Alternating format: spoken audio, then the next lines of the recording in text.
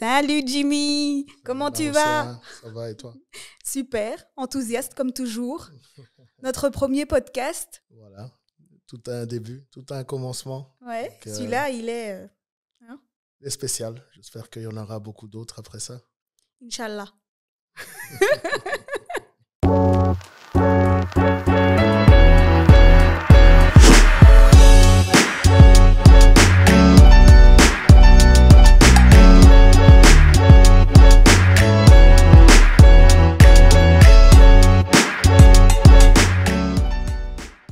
Alors, on a décidé de faire découvrir notre univers, surtout parler de ce qu'on va apporter, le but, les objectifs. Bah écoute, l'émission s'appelle Soyons d'accord d'être en désaccord.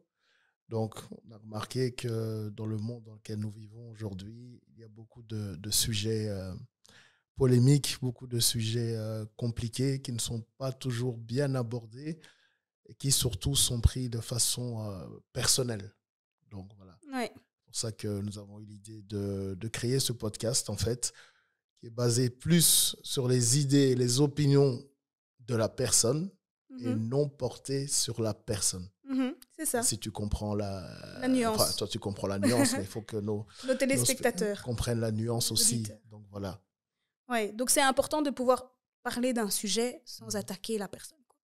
Exactement, c'est pour ça qu'il faut être d'accord d'être en désaccord. Tout le monde ne peut pas être d'accord sur un sujet donné et c'est pas pour ça que ça alterne la relation ou les relations entre personnes. Je dirais. Idées et valeurs sont des choses différentes qu'on associe souvent. Oui, souvent. Et puis c'est parti un peu de nous aussi, non? Oui, parce qu'on est souvent en désaccord.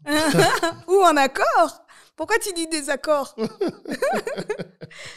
Non, mais... C'est vrai, on est en accord parce qu'il y a une certaine connivence et une certaine énergie similaire qui se dégage, mais parce qu'on se connaît aussi. Oui. Mais les gens qui nous regardent ou qui nous écoutent, on ne les connaît pas. Donc, il se peut qu'il y en ait beaucoup qui sont plus en accord avec moi ou avec toi, ou totalement en désaccord avec nous deux. Avec nous deux. Voilà. Mais le but aussi, c'est de rendre des sujets discutables. Parce que c'est ça, en fait, qui marche. C'est qu'on peut parler de tout. Exactement. Et même si on est en désaccord.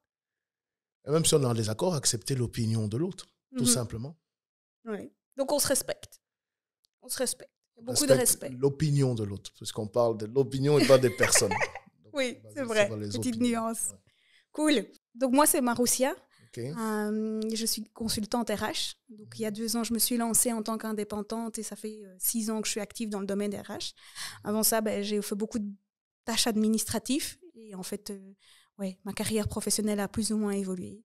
Dans ma vie privée, je suis maman active de 2 enfants et voilà, j'ai assez sur mon assiette. Ok, enchanté. Donc, moi, je m'appelle Jimmy, très bon ami à Maroussia, un frère même, je dirais aujourd'hui. Voilà, moi, je travaille comme coordinateur de département pour une boîte anversoise. Et à côté, j'ai ma boîte, je fais des livraisons pour des matériels maritimes, voilà, en international. En international, ouais. Ok. Et donc, on est amis de longue date, frères, dû à des amis en commun. Oui, nous avions des amis en commun et l'énergie est bien passée. Oui. Et notre relation a quand même beaucoup... Allez, notre relation, on va dire amicale, elle s'est faite naturellement. Hein. Tout à fait. Et les échanges, les conseils... C'est vrai. Mais c'était aussi des périodes difficiles dans l'adversité. Et c'est à ce moment-là qu'on reconnaît les vrais amis. Donc je suis ta vraie amie. Oh, mais tu es aussi mon meilleur ami. Voilà, vous l'aurez compris, on n'est déjà pas très d'accord d'aborder certains sujets.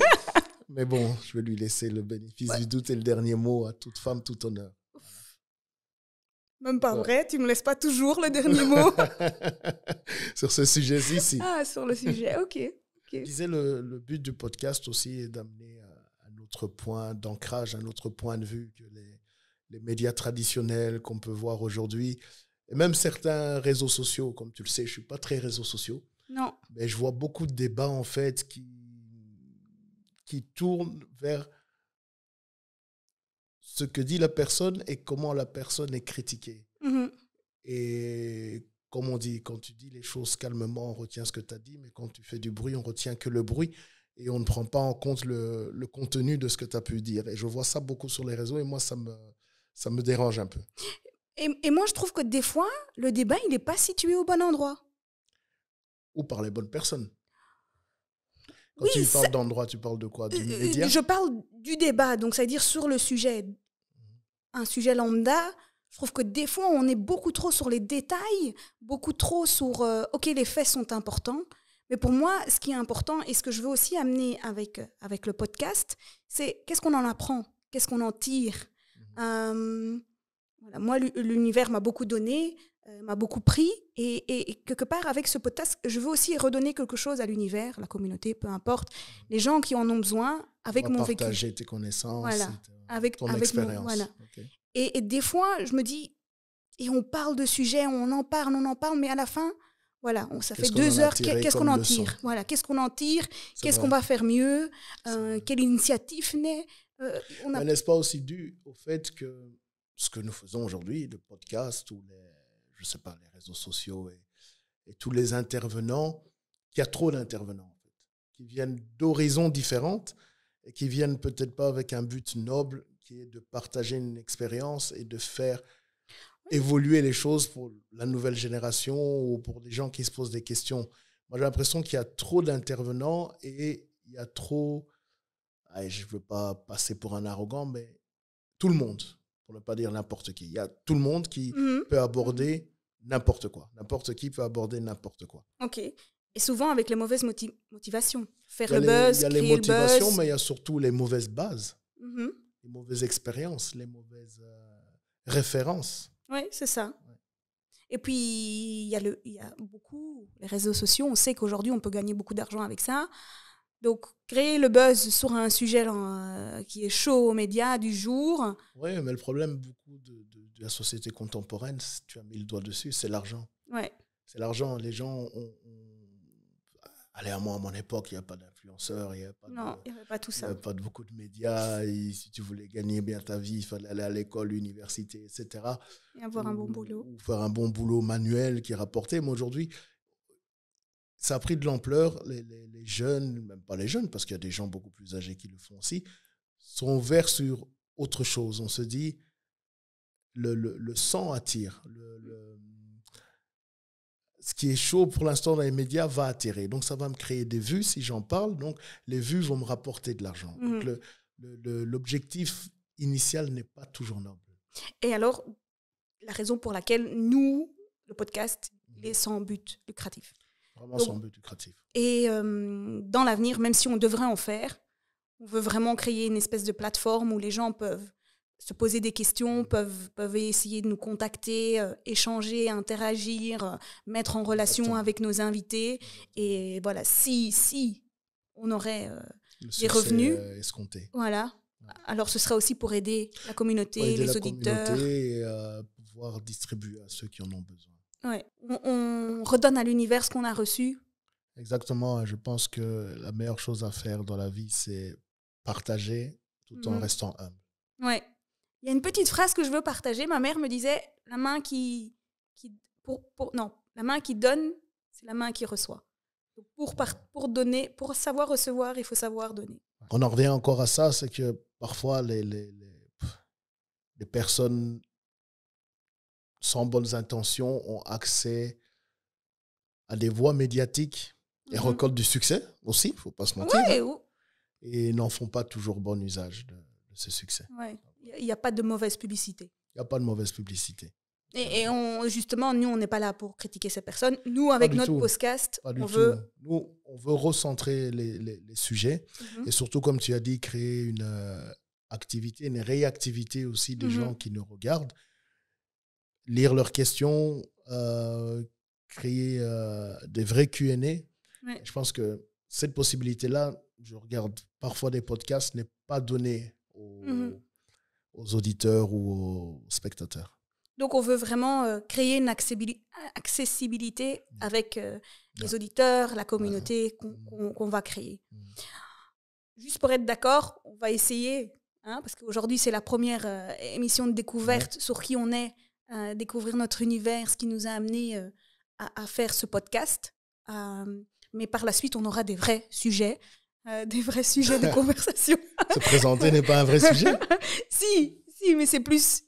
Voilà. C'est plus Découvrez-nous. Plus casual et Voilà. découverte. Découvrez-nous, adhérez à notre concept. Et d'ailleurs, on peut aussi demander aux auditeurs, aux téléspectateurs de nous donner des sujets qui leur tiendraient à cœur ou qui aimeraient avoir des opinions.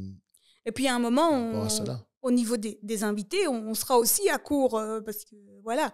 Donc s'il y a des gens qui se sentent aussi appelés à parler et à partager leur expérience par rapport à certains sujets, feel free, tout le monde est bienvenu. Donc c'est vraiment créer une communauté, un panel qui est représentatif, voilà, d'être sensible au sujet qu'on va aborder. Ouais. Donc on va toujours essayer d'avoir un 50-50 au niveau hommes, femmes et autres. Ça, tu tiens, ça c'est ton sujet favori, hommes-femmes là. C'est du Marussia. Ça, on peut avoir 70-30. Hein. Pourquoi? T'as même pas demandé dans quel sens. Mais ça aurait pu être 70 femmes, non, mais 30 justement, je veux hein. pas, je veux 50-50. C'est vrai, je veux 50-50. C'est vrai qu'il est important pour des sujets donnés d'avoir l'avis des deux genres. Oui, genre et non-genre. Non-genre, oui. Ouais. C'est important. Mais tout autant on parle de genre, mais on parle aussi de culture, d'origine. On est tous les deux d'origine africaine, mais on veut divers pays d'Afrique, on veut diverses religions. Oui, d'ailleurs, les intervenants qui ne parlent pas français ou qui parlent d'autres langues sont le bienvenu aussi. C'est ça. C'est pas limité au français ou au néerlandais ou autre chose. Donc, tout intervenant est bienvenu. Marussia parle 12 langues. Donc, vraiment, elle est bienvenue. 12 moins. Non, mais Makassi va nous aider justement à avoir des sous-titres. En premier temps, s'il sait parler en français, ce sera en néerlandais, en anglais. Et qui sait, aujourd'hui, on n'est que local en Belgique, à Bruxelles, mais dans l'avenir, on pourra avoir des intervenants anglophones, traduire dans d'autres langues. Peut-être des personnes, nous, on est d'origine congolaise qui parlent lingala, on peut traduire. Ouais, le but, c'est vraiment... s'ouvrir et donner une chance à chacun de pouvoir s'exprimer sur les sujets qui leur tiennent à cœur, être une plateforme ouverte. Oui, c'est ça. Je suis d'accord de cette conclusion. Tu vois, je suis intelligent un peu. Je sais. C'est pour ça que je t'ai choisi. Enfin, c'est une évidence. Ok, alors, on a parlé de l'objectif, on a parlé de notre philosophie. On a quand même quelques règles de base. On en a parlé, respecter l'un l'autre. Oui, bien sûr, ne pas se couper la parole, se respecter et surtout écouter. On ne s'écoute pas assez dans le monde. Ouais, beaucoup de gens s'entendent. S'entendent et ne s'écoutent pas, c'est vrai. Ouais. Comme, donc, écouter, respecter, ça, ce sera quand même... le fil conducteur de l'émission. De notre émission. Et puis, voilà, des fois, on n'est pas d'accord. Et toi et moi, ça arrive. On boit de l'eau. On reste dessus. Oui, mais non. Le fait de se retirer, des fois aussi, de réfléchir juste, parce qu'on a entendu l'autre interlocuteur, la réflexion, c'est ça aussi qu'on veut amener. Tu vois, que les gens retournent chez eux, que ça réfléchisse, quoi. Ça amène à la réflexion, et souvent la réflexion mène à des initiatives. Pour ça, il faut aussi avoir, à part écouter, respecter, le contrôle de ses émotions aussi, de son ego. Parce que ce qui fait souvent réagir quand on n'est pas d'accord, c'est l'ego. Ouais, tu penses? Ouais, l'ego est... pour moi, l'ego est le premier animal que l'homme a en lui. Mais je pense que tu définis l'ego au sens large. Tu trouves? Je pense que c'est l'ego au sens large. Parce que justement, on en parlait le jour de ton anniversaire. L'ego, plus au sens des arts martiaux que juste l'ego qu'on connaît aujourd'hui dans la société actuelle. Oui, moi je parle de l'ego individuel parce que comme tu parles d'arts martiaux, l'ego c'est un peu, nous on le voit un peu comme l'animal qu'on a en soi, qu'il ne faut pas tuer parce que tout le monde a besoin d'un peu d'ego pour réussir ses objectifs. Tu dois te dire je suis capable, donc ça c'est aussi être un peu orgueilleux, mais il faut l'apprivoiser. Surtout l'apprivoiser quand on n'est pas d'accord, quand on sent qu'une émotion contraire monte ou qu'on peut faire du mal à l'autre, il faut vraiment l'apprivoiser. Tu sais, l'ego est le seul sentiment pour lequel même la justice pardonne des actes. Quand tu as un crime passionnel, la définition du crime passionnel, c'est quoi? C'est que c'est sur l'instant que tu as réagi. C'est dans les 30 secondes suivant ce que tu as vu. Oui. Mais qu'est-ce qui t'amène à réagir dans ces 30 secondes-là? Oui, mais c'est pour ça que je dis que c'est de l'ego dans le sens large. Ouais. Parce que je pense que quand on va dire à nos auditeurs l'ego, ils vont dire ouais, c'est quelqu'un qui se prend pour un dickeneck en bruxellois. Non, là j'ai compris. En bruxellaire. Tu parles tu parles de l'égocentrique. Oui, c'est ça. Mais la définition la plus... De l'ego orgullo, comme disent les latinos. Les latinos, oui. Non, mais je voulais juste clarifier. Oui, tu as bien fait. Parce que c'est important qu'ils ne pensent pas qu'on... C'est au sens large. Les sujets, ça va être très varié. Très varié. Très varié. On va parler déjà, le premier sujet qui sera le regard des autres face aux ambitions aux ambitieux. On a déjà un 3e podcast qui va parler du métissage culturel et éducatif. Et puis, on aura un premier Q&A, justement pour créer cette interaction avec les auditeurs, avec la communauté. Mais il y a des sujets par la suite qu'on va aussi aborder, comme par exemple les finances dans le couple. Ouais. Toi, tu avais un sujet qui te touchait. Oui, moi, ce qui me touche beaucoup, c'est... j'en parlais encore aujourd'hui avec une amie. Ce que moi, j'appelle l'homicide, c'est que on ne pense pas que l'homme, en général, souffre de violences psychologiques. Mm-hmm. On omet ça. Là, pour un exemple concret, on voit une vidéo où un homme dit qu'il ne va plus faire d'efforts pour les femmes parce que, voilà, il en a marre. Et elle me dit, ouais, ça, c'est typiquement un homme princesse. Et j'entends ce terme souvent. Je me dis, mais dans ton esprit, tu t'es pas dit que peut-être qu'il a fait tellement d'efforts, peut-être avec 1, 2 ou 3, qu'il était tellement blessé dans son ego, voilà, son orgueil d'homme, qu'il ne veut plus faire d'efforts, en fait, qu'il déclare forfait, c'est fini. Mais tu as dit qu'il fallait l'apprivoiser. Oui, mais c'est sa façon de l'apprivoiser, c'est dire je me retire. Tu sais, se protéger. Ouais, parfois, tu peux abandonner. Abandonner n'est pas mauvais. Hein. Tu dirais, c'est pas pour moi, c'est trop compliqué. Merci. Pourquoi être vu comme un homme princesse? Parce que tu te dis, bon, maintenant, il est peut-être temps de trouver quelqu'un qui fasse les efforts pour moi. Et si cet homme, à cause du fait d'avoir tant donné, n'est pas reçu ce qu'il attendait en retour, devient un salaud. Joue avec les femmes. Tu préfères quel versant de l'homme, tu vois? Donc, je dis, on parle trop souvent d'hommes princesses ou d'hommes non capables, etc. Et souvent, pour moi, ça vient d'une base éducative. Oui, moi je suis d'accord, mais de nouveau, je veux revenir juste sur le point de est-ce que c'est pas aussi un effet mode, réseaux sociaux, ce terme homme-princesse, tu vois, on est aussi fort, actif avec le féminisme, les femmes, tu vois. Le terme certainement, mais est-ce que de nouveau, c'est pas plaçons le débat au bon endroit? Oui, moi je suis tout à fait d'accord avec le féminisme, je suis pour, tu vois. Mais je veux dire, il ne faut pas oublier qu'il peut aussi y avoir un homicisme. Et ça, il n'y a pas beaucoup de courants d'hommes qui le font. Je suis certain qu'il doit en avoir. Pourquoi? Parce que l'homme n'ose pas. L'homme n'ose pas dire « je suis fragile ». L'homme n'ose pas dire « je pleure ». L'homme n'ose pas dire « j'ai mal ». Parce que depuis tout petit, on lui apprend... Il ne faut pas pleurer. Voilà, les garçons ne pleurent pas. Les garçons se cachent pour pleurer. Donc, et dans un autre versant, le garçon est aussi choyé par la maman. Tu vois? Parce que ces histoires d'hommes princesses, même si je n'aime pas le terme, c'est aussi souvent les derniers de famille.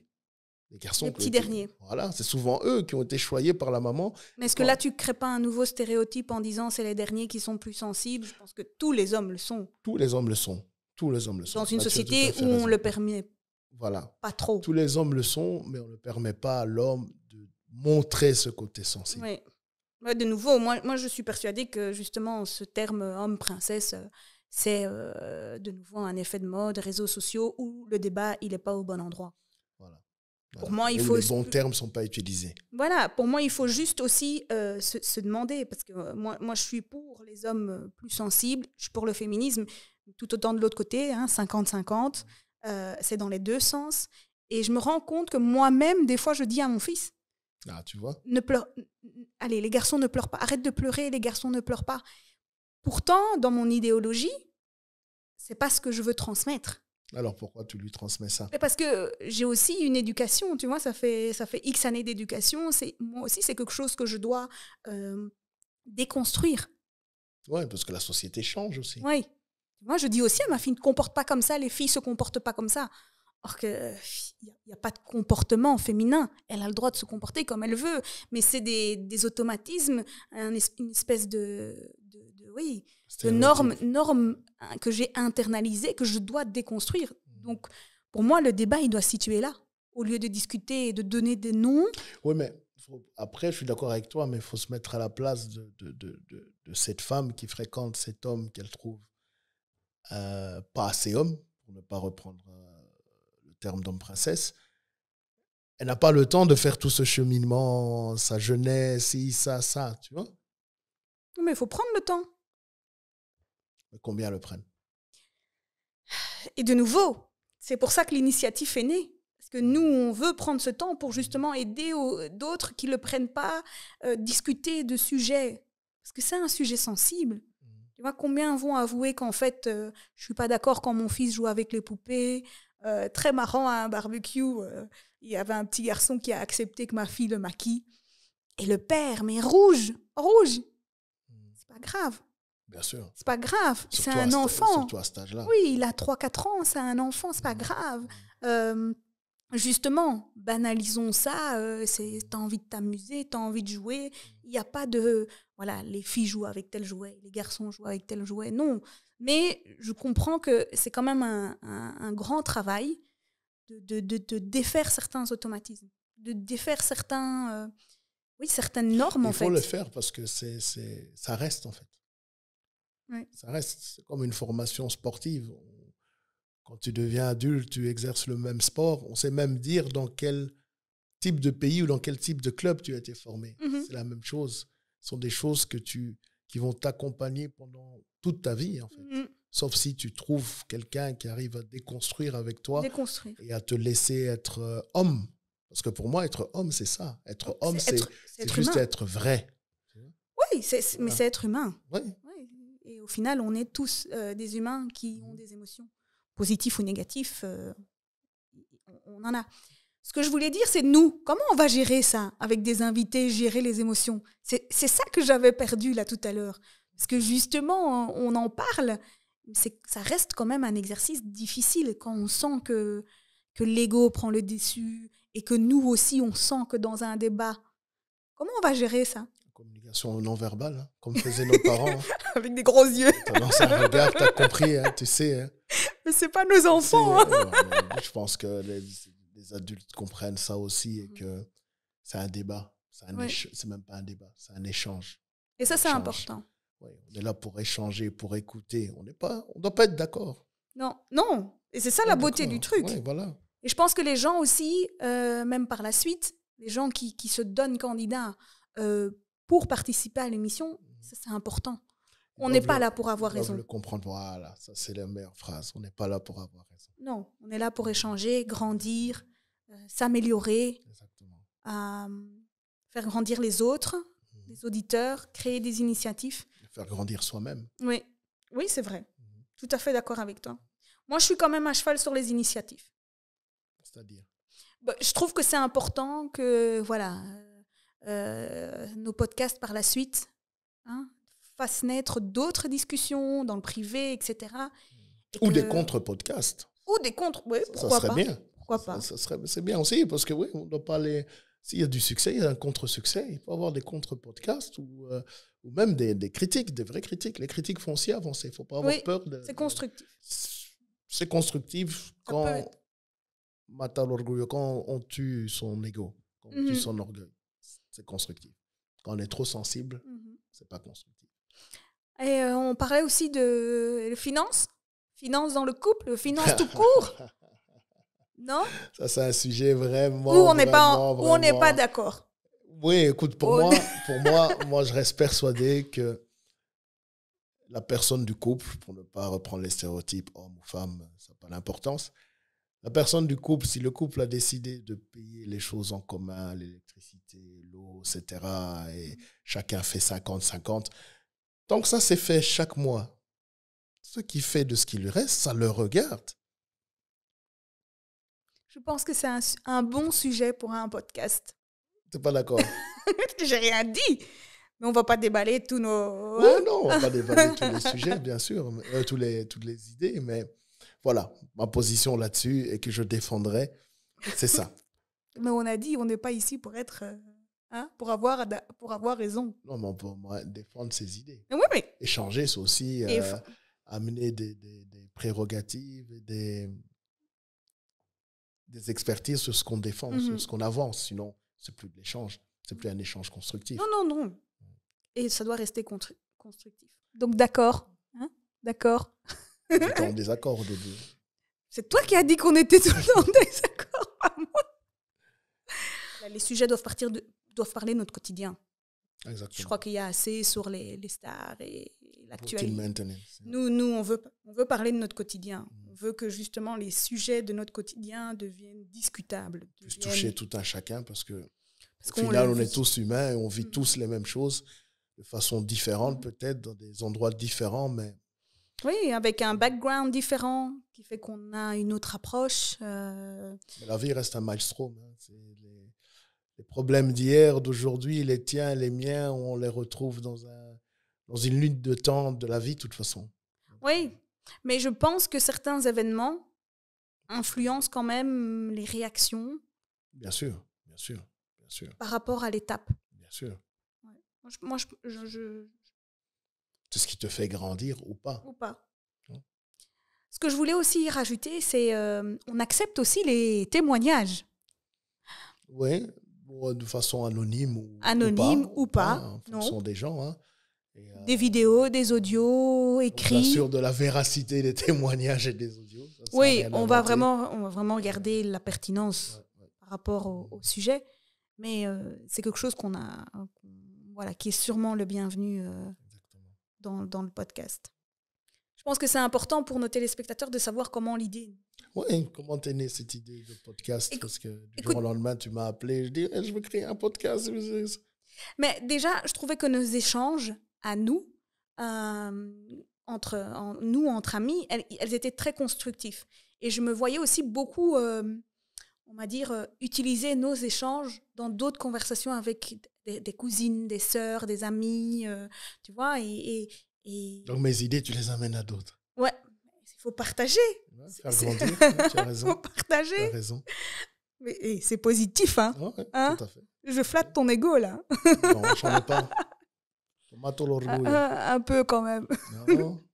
Non, donc ça, l'idée m'est née. Et puis moi, j'ai vécu une grosse crise identitaire quand j'avais 30 ans. Allez, quand j'ai eu mes 30 ans. Et en fait, j'étais toute seule, j'étais perdue. Et je ne savais pas ce qui m'arrivait.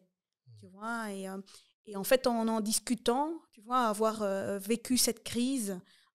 et après, d'avoir eu l'audace d'en parler autour de moi, de dire, voilà, je l'ai vécu, ça a duré 1 an, ça a impacté ma vie privée, etc. Mais je me suis rendu compte que beaucoup de gens la vivaient, en fait. Que ce soit à 30, que ce soit à 20, que ce soit à 40, que ce soit à 50. Et des fois, c'était par rapport à le regard de la société, des fois, c'était par rapport à la réussite, des fois, c'était par rapport à pas mal de choses. Plus tard, allez, il y a 2 ans, donc je me suis lancée indépendante. Et puis, à ce moment-là, je me suis dit, mais comment on fait pour se lancer indépendante, tu vois? Et puis, tu demandes qui est indépendant autour de moi. Et en fait, je me dis, il y a des gens autour de moi, comme toi, qui ont leur société, qui ont déjà passé certaines étapes. Au lieu de perdre son temps à chercher soi-même, à perdre... du temps, de l'argent, des ressources, aidons-nous les uns les autres. Tu vois, Makassi, c'est mon cousin qui a créé son agence de marketing. Il faut en parler, il faut le soutenir et vice-versa. Donc toutes ces raisons-là ont fait que Moi, j'avais envie que, voilà, on s'entraide, on partage les connaissances et la meilleure façon de transmettre, j'ai trouvé le podcast. Créer un guideline pour les personnes qui veulent entreprendre. Voilà, entreprendre ou qui ont un struggle, un moment dans leur vie. T'es pas toute seule. J'aurais dû mettre un sofa ici. Ah, c'est ça. C'est ça aussi. Non, mais peut-être que ça peut inspirer les gens. Tu as tout à fait raison. Tu as tout à fait raison. L'inspiration, on ne sait jamais quelle personne on puisse toucher et quelle personne on puisse aider à avancer. Oui. Tout à fait raison. Ouais. Peu importe dans quelle étape de sa vie il ou elle se trouve. Des fois, juste d'entendre, de te dire, un de tes amis m'a dit une fois, Maroussia, beaucoup de gens se perdent parce qu'ils sont dans la dualité. Tu vois? Et il m'a dit, faut pas être dans la dualité, il faut se concentrer. Tu vois? Et ça, c'est quelque chose, il m'a partagé ça ce jour-là, et on peut dire... c'est resté. Voilà, c'est resté. Et pour moi, c'est quelque chose que je répète souvent quand les gens hésitent, quand les gens... c'est dans la dualité. Ils sont dans la dualité, surtout en amour, en amitié, dans le travail, dans ci, dans ça. Mais c'est... Focus. C'est le but de la vie, en fait, de se focaliser sur quelque chose et se dire, c'est là que je vais arriver. Et moi, je dis toujours, la meilleure chose à faire, en fait, c'est de viser la Lune. Parce que si tu vises la Lune, tu n'y arrives pas, au moins, tu te retrouves dans les étoiles. Et tu étais au sol avant, donc tu as quand même avancé. Et rien n'est impossible à celui qui croit. Mais surtout, il faut pouvoir se trouver, rester humble, garder les pieds sur terre et avancer. Et surtout être entouré aussi des bonnes personnes. Parce que ça, c'est l'une des plus grosses difficultés de la vie, de se réveiller un matin et de te rendre compte que tiens, cette personne à qui je faisais confiance m'a fait ci, m'a fait ça, mais est-ce que j'aurais été capable de lui faire ça? Non. Alors, si ta réponse est non, tu tournes les talons et tu avances. Mais tu vois, ça, c'est un tri sélectif que beaucoup de personnes vivent. Ouais, et tu te sens mal quand ça t'arrive. Tu te dis, oui, mais c'est quand même un ami d'enfance. Non, parce que les gens ne sont pas francs du collier. Et les gens sont, comme tu dis, oui, mais c'est un ami d'enfance, c'est un ami de longue date. Oui, mais ce qu'il t'a fait, là, toi, tu ne l'aurais pas fait. Donc, c'est-à-dire que vos valeurs que vous partagiez dans l'enfance, aujourd'hui en tant qu'adulte, ado, etc., ne sont plus les mêmes. Non, effectivement. Ne sont plus les mêmes. Et puis, il faut pouvoir caser les gens. Tu peux avoir des amis de sortie, tu peux avoir des amis de business, tu peux avoir des amis voyage, tu peux avoir des amis que je veux vraiment voir quand je vais mal, je veux écouter. Et ça, les gens n'arrivent pas à faire, classifier. Oui. Classifier, c'est toujours... tu vois, ça peut être positif et négatif. Moi, par exemple, si on me classifie, je ne suis pas contente. Il y a certainement des gens autour de toi qui te classifient. Oui.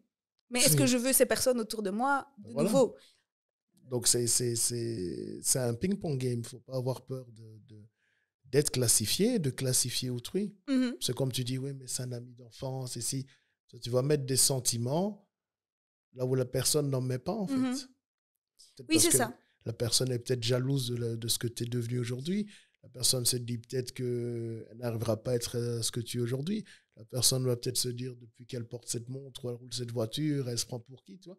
Donc, c'est rationaliser. Il faut rationaliser.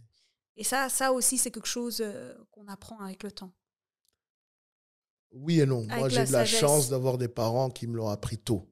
De rationaliser et de séparer les émotions. Moi, même mes frères et sœurs m'appellent le sans-cœur parce qu'ils disent non, lui, il n'a pas d'émotion, il ne montre rien et tout. Alors qu'au fond de moi, tu sais que j'en ai beaucoup, mais je ne vais pas te le montrer, je ne vais pas m'humaniser à autrui tant que je ne te connais pas, en fait. Parce que m'humaniser, un jour, tu peux utiliser mes émotions contre moi. Mais tu vois, tout ce genre de débat ici qu'on a, eh bien, je trouve que c'est important de les partager. Il faut en parler et il faut les partager aussi parce que chacun vit ces questions-là. Oui, et on n'a pas tous la chance d'avoir eu des parents qui nous ont appris ça très jeunes. Il y a des personnes aujourd'hui encore, tu vois, à 35 ans, on n'est toujours pas capable de le faire. Mais ça vient avec le temps. Ça vient avec le temps. Le filtre dont tu parles, ça prend du temps. Oui, mais où les événements de la vie nous amènent à pouvoir. Mais exactement. Le débat ici peut-être faciliter certaines choses. Oui. Tu vois? mettre les personnes à la réflexion. Mais je pense que toute personne est en réflexion. Chaque jour, quand tu te lèves le matin, tu es en réflexion. Et chaque jour, quand tu vas te coucher, tu es en réflexion. Mais il faut pouvoir prendre les bonnes décisions au bon moment. Suite à la réflexion. Suite à la réflexion. Rationnelle. En étant toujours rationnel. Mais on fait d'office. Et humble. On fait d'office des choix de cœur aussi. Oui, mais alors, si tu fais des choix de cœur, c'est plus rationalisé. Oui, je sais. Le cœur n'est pas la raison. Mais est-ce qu'il faut tout le temps les dissocier? Oui, je pense que oui. Tu penses? Moi, je pense pas. Oui. Voilà. Je suis d'accord d'être en désaccord avec toi, hein, mais pour moi, il y a la raison et il y a le cœur. On ne peut pas. Et des fois, le cœur a des raisons que. Ouais, ok, je vois la phrase que tu veux dire, mais ça, j'ai envie de dire, c'est une phrase bateau. C'est une phrase bateau. C'est peut-être une personne qui n'a pas voulu étudier et dissocier ces deux choses-là et qui a juste trouvé une bonne phrase pour les rassembler et pour dire, voilà, parfois si... On est d'accord, je ne sais pas dans tous les cas. Hein. Je suis comme toi, je pense aussi qu'il faut beaucoup rationaliser, surtout si on va avancer. Et ça, c'est un de nos projets, nos premiers sujets, l'ambition, avancer. Ça ne veut pas spécialement dire être très, très riche, gagner beaucoup d'argent, rouler. L'ambition, c'est très personnel. Mais pour moi, c'est important d'avancer. Et quand on veut avancer, il faut rationaliser. On enlève les émotions. Oui, il m'a blessé. OK, on met de côté qui m'a blessé. Mais bon, qu'est-ce que j'en tire de nouveau? C'est pour ça que, voilà, est-ce qu'on repositionne le débat au bon endroit? Et qu'est-ce qu'on en tire? Qu'est-ce qu'on en fait? Voilà. Ça va faire de moi quel type de personne demain. Ça, c'est important pour moi. Non, tu as raison. Mais chacun vit ses expériences de façon différente et réagit différemment. Moi, je pense que dans la vie, le plus important est d'identifier les problèmes, identifier les solutions et prendre une décision. Pour moi, c'est ta méthodologie à toi. C'est une méthodologie basée sur le rationnel, la raison. On en a parlé plusieurs fois. Je te dis, moi, si cette personne-là m'avait fait ça, c'est bonjour, au revoir. Oui, mais on se connaît depuis. Il n'y a pas de problème. Et j'ai un vieil ami depuis que j'ai l'âge de 7 ans. Que tu connais, mon ami italien. On se connaît depuis des années, plus de 30 ans. On a aussi été en désaccord. Mais on sait que quand l'un est en désaccord, laisse l'autre tranquille, en fait. On se laisse tranquille. Et donc, puis, vous laissez de l'espace. Oui, puis on va se reparler. C'est comme si rien ne s'était passé. J'avais un autre très bon ami que tu connais aussi, qui t'appelle le DJ. Ça, c'est vraiment c'est mon double, en fait, lui. Quand il n'allait pas bien, il venait chez moi, il se couchait, il ne parlait pas. Il se couchait et puis il dit, bon, on va manger après 2-3 heures. Et là, il se vidait. Et quand je dis c'est mon double, c'est parce que je fonctionne de la même façon que lui. Il m'arrivait aussi d'aller chez lui, je m'assieds, je dis rien, je regarde une série, rien que sentir la présence d'autrui. Tu identifies qui a cette bonne énergie vers toi. Et du coup, c'est là où, pour moi, ça devient de l'émotionnel. Tu comprends? C'est pour ça que je dis on ne rationalise pas toujours. Non, parce que on est en désaccord. Pour moi, c'est rationnel parce que avant d'aller chez cette personne, je sais chez qui je peux faire ça. Je sais avec qui je peux être vulnérable, que je peux rentrer dans mon émotionnel. Je sais qu'il ne va pas utiliser mon émotionnel contre moi ou pour son avantage. Ok, peut-être que je ne suis pas encore à cette étape où je rationalise tout. Non, il faut pas arriver à cette étape si tu n'es pas comme ça. Non, je pense que ma nature fait que j'ai toujours quand même cette partie émotionnelle. C'est une question de personnalité. Mais je pense que pour beaucoup de choses, j'ai fait quand même ce cheminement de rationalisation. Et puis tu vas encore dire que je classifie, mais moi je suis l'aîné. Je suis l'aîné d'une famille, donc je n'ai pas trop ce côté émotionnel comme à mon petit frère qui est le dernier. Tu vois, moi je suis plus... Je t'avais déjà expliqué la place de l'individu. Je t'avais déjà expliqué la place de l'individu dans la famille, que ça a aussi un impact sur sa personnalité. Voilà. Donc l'aîné a souvent le rôle de modèle. Il n'est pas dans l'émotion, il est plus dans il doit montrer l'exemple, etc. Ouais, parce que tu as une charge sociale t'as une charge Ça. sociale vis-à-vis des parents Voilà, qui est autre que les autres. Ouais, tu dois faire leur fierté, quoi. Or que le deuxième, le troisième, souvent ceux du milieu, donc on a le premier, on a le dernier qui, lui, a souvent le droit de faire beaucoup d'erreurs. Hein. C'est là où souvent naissent les créatifs. Donc souvent les créatifs, les gens qui créent des entreprises sont souvent les derniers aussi. Et ils ont deux options, en fait, les derniers. Donc, ou bien ils sont tout à fait créatifs, alternatifs, les artistes, ou bien ils se conforment à l'exemple du premier. Et ceux du milieu, donc on ne dit pas le deuxième, troisième, mais ceux du milieu, c'est souvent les médiateurs. Eux, ils essayent de combler les deux extrêmes. C'est souvent les personnes qui sont dans l'émotion. Moi, ma place, je suis la quatrième. Voilà. Et on crée, on essaye toujours de tempérer, de calmer les conflits, de créer des événements de famille pour que tout le monde soit ensemble.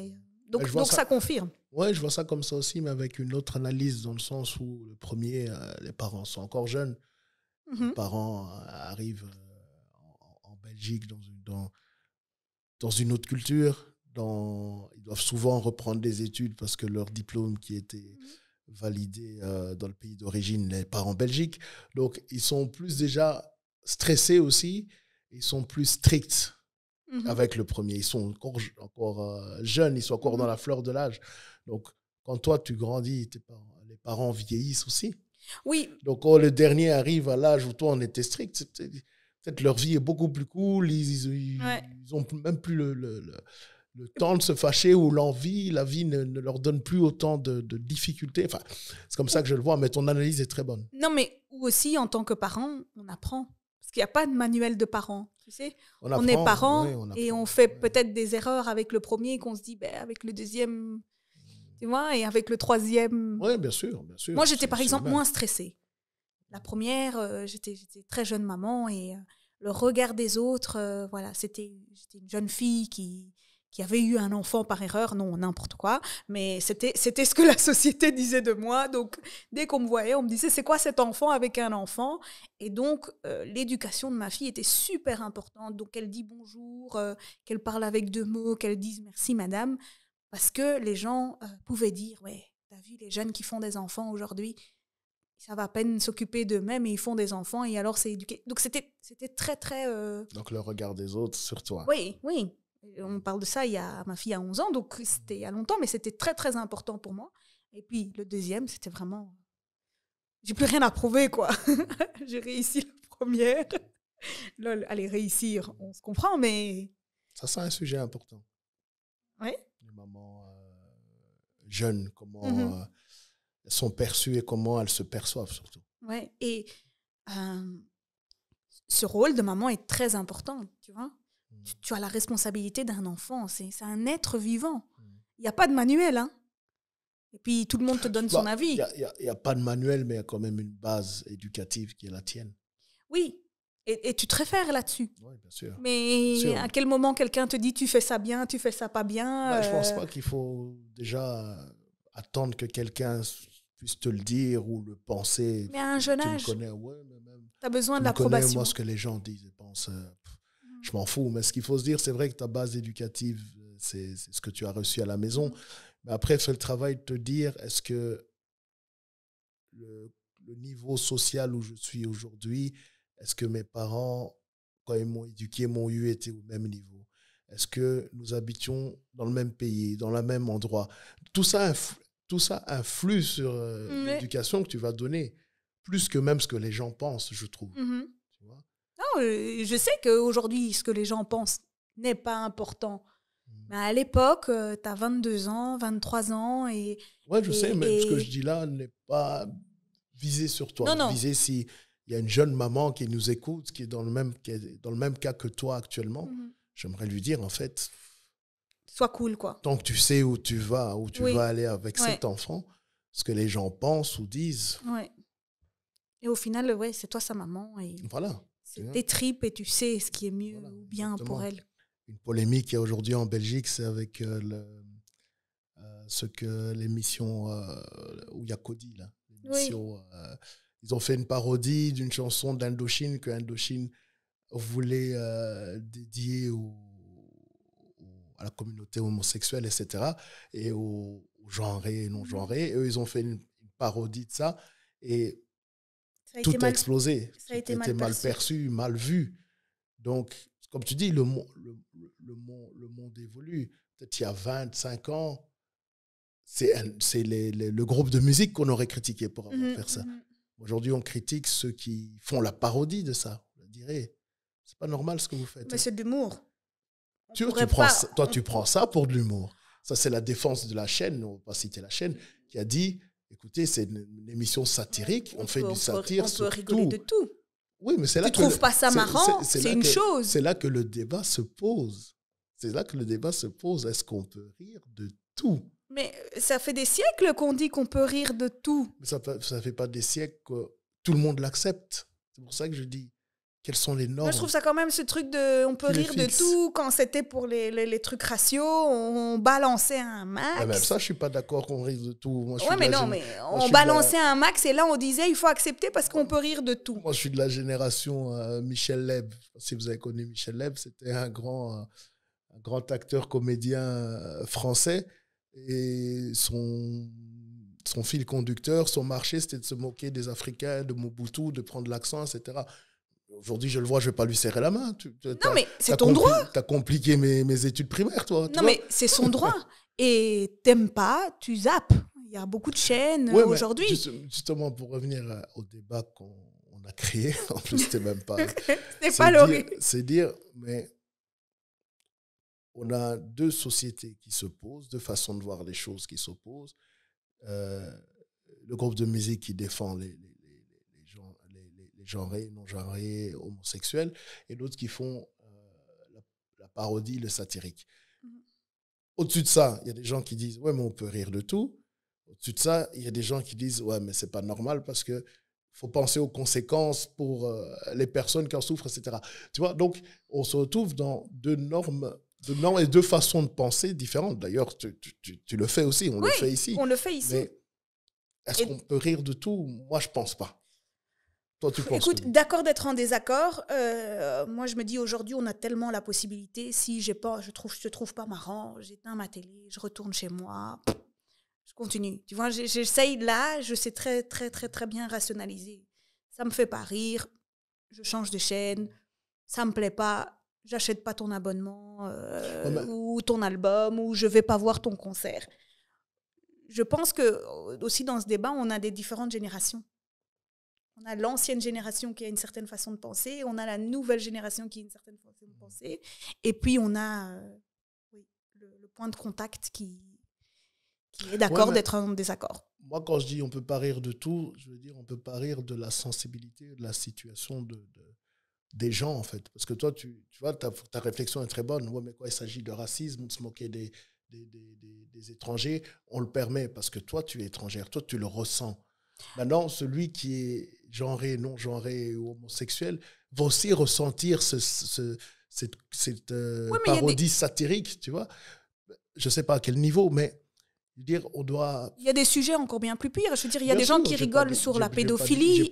J'ai pas dit qu'il y a des sujets... Moi, ça me fait pas rire. J'ai été voir un stand-up où on rigolait de la de pédophiles. Moi, ça me faisait pas rire. C'est pour ça que je dis, est-ce qu'on peut rire de tout? Et on rigole des handicapés, des personnes à mobilité réduite ou des personnes extraordinaires. Moi, ça me fait pas rire. Ouais. Mais il y en a qui est-ce qu'on peut rire de tout? Moi, tout ne me fait pas rire, mais il y a des gens qui se sentent... Le on est général. Oui. Toi, c'est oui, pas mais moi. Du coup, je le mets en... Je parle pour moi. Moi, toutes les choses ne me font pas rire, mais je sais que beaucoup de gens ça me fait font de l'humour de tous les sujets. Moi, ça me fait penser au fait que le débat dans la société d'aujourd'hui, il y a trop de médias. Okay? Avant, on n'avait que deux médias. Un médium, d'abord, qui était la radio, puis on a eu les médias, parce que médias, c'est le pluriel de médium, la télé. Maintenant, il y a tellement tout. On rit de tout, on fait des blagues sur tout. Et je me dis, c'est pas acceptable, en fait. Il y a un grand procès en France aujourd'hui sur lequel je ne reviendrai pas, mais l'affaire Pellico, que je trouve très triste. Et je vois encore des gens qui arrivent à faire des blagues sur la situation de cette victime. Tu vois, alors qu'il n'y a pas encore de vérité. Même s'il y avait une vérité judiciaire, tu ne peux pas rire d'une situation comme ça. Tu vois? Et c'est là que je te rejoins, en fait, que les bons débats ne sont pas aux mains de tout le monde, en fait. On pourrait rechanger toute la société. Justement, c'est ça que je te dis. On pourrait changer beaucoup de choses dans une société où, justement, on trouve qu'on ne peut pas rire de tout, où les hommes ne peuvent pas exprimer leurs émotions, où les femmes prônent leur féminisme. Changer, on ne pourra rien changer. Mais évoluer, on peut évoluer. Parce que depuis la nuit des temps, le monde évolue. Moi, je pense que tu as fait une bonne remarque, une bonne réflexion. Je pense qu'on est tous des êtres humains. Humains avec un grand H. Moi, c'est quelque chose pour lequel je suis très sensible, l'humanité, juste un comportement humain. Et je pense que ce que tu as dit qui était très relevant, c'était sois sensible, tu vois, au ressenti de l'autre. Ouais. Pour moi, quand tu fais de l'humour, tu es censé faire rire ton interlocuteur. Et si à ce moment-là, tu ne fais pas rire ton interlocuteur, ce n'est plus de l'humour. Et ça, c'est important. Si tu vexes les sensibilités de l'un de l'autre, pour moi, on perd l'humanité. C'est pour ça que beaucoup d'humoristes qui réussissent, s'en sortent bien, ce sont des gens qui rient de leur propre situation, en fait. Qui ne touchent pas la généralité d'autrui. Si, il y a peut-être quelqu'un qui est dans la même situation. Mais, par exemple, je regardais un sketch de Fabrice Eboué, qui lui est catholique et le mari est une musulmane. Il disait, oui, nous, on a un enfant ensemble. Et je disais à mon enfant, l'enfant me demande, papa, quelle religion choisir? Écoute, la religion de papa, c'est celle où tu peux manger du chocolat au mois d'avril, les œufs de Pâques. Et la religion de maman, c'est celle où tu dois aller tuer un mouton. Tu vois? Donc, dans les yeux d'un enfant, il va se dire, mais le mieux, c'est les chocolats, tu vois? Et ça fait rire les gens parce qu'ils vivent cette situation. Ouais. Tu vois? Donc, s'il ne la vivait pas, et comme il dit, comme ma femme me demande pourquoi tu as épousé une musulmane si tu bois de l'alcool, je dis, mais j'ai besoin d'un bob, moi, pour rentrer tout le temps. Tu vois? Tu vois, ça te fait rire. Il fait de l'humour sur sa situation.